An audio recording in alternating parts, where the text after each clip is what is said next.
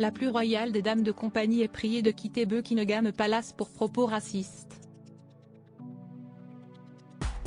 Une épreuve de plus pour le prince William qui voit sa marraine au cœur d'un scandale survenu ce mardi 29 novembre. Invité à la réception pour lutter contre la violence à l'égard des femmes et des filles à laquelle participèrent Rania de Jordanie, Marie de Danemark, Mathilde de Belgique et Sophie de Wessex, organisée par la reine consort Camilla Parker Bowles, elle aurait tenu un discours discriminant. Les faits ont été rapportés par Rebecca English, correspondante pour le Daily Mail, après que le palais de Buckingham ait annoncé dans un communiqué prendre les mesures nécessaires à la suite de ces commentaires inacceptables et profondément regrettables.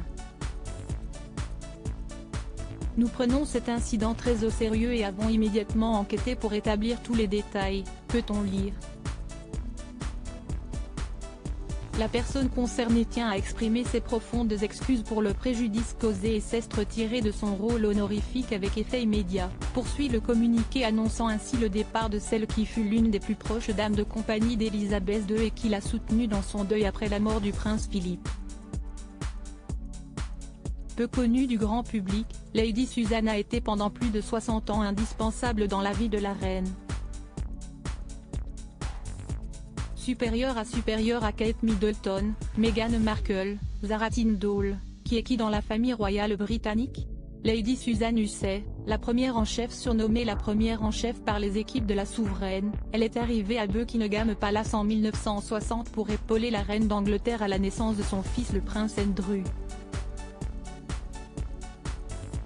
D'abord recrutée pour répondre aux nombreux courriers célébrant cet heureux événement, elle se lie d'amitié avec le prince de Charles.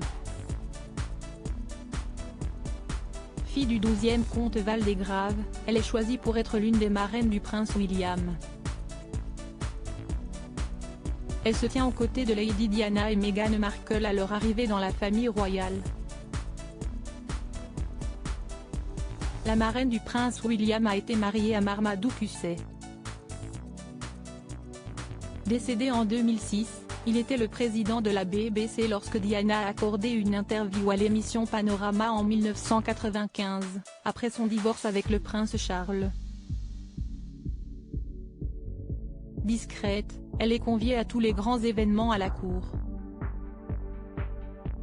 En 2013, elle reçoit la Grand Croix de l'Ordre royal de Victoria et la médaille du service long et fidèle de la Maison royale, en récompense de ses 30, 40, 50 et 60 années de service. Buckingham Palace rappelle à l'ordre Lady Susan Hussey dans les colonnes de Tatley, relayées par Vanity Fair. La journaliste Annabelle Simpson précise qu'elle n'est pas payée pour ce rôle, qu'elle continue de servir par loyauté personnelle envers la reine. Après des années de bons et loyaux services, celle qui a accompagné la reine lors de ses adieux au prince Philippe vient de commettre un impair de taille avec sa remarque raciste.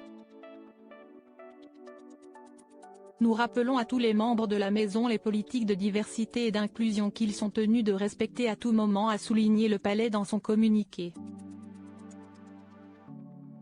Victime de ces propos, Ngozi Fulani raconte en l'échange avec Lady Susan, sentiments mitigés concernant la visite d'hier au palais de Buckingham. 10 minutes après mon arrivée, un membre du personnel, Lady SH, s'est approché de moi, a bougé mes cheveux pour voir mon badge. La conversation ci-dessous a eu lieu. Le reste de l'événement est un peu flou, a-t-elle écrit sur Twitter.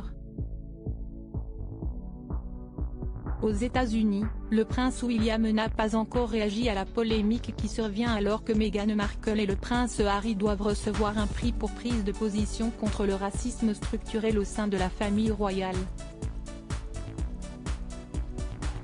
Crédit photo, agence.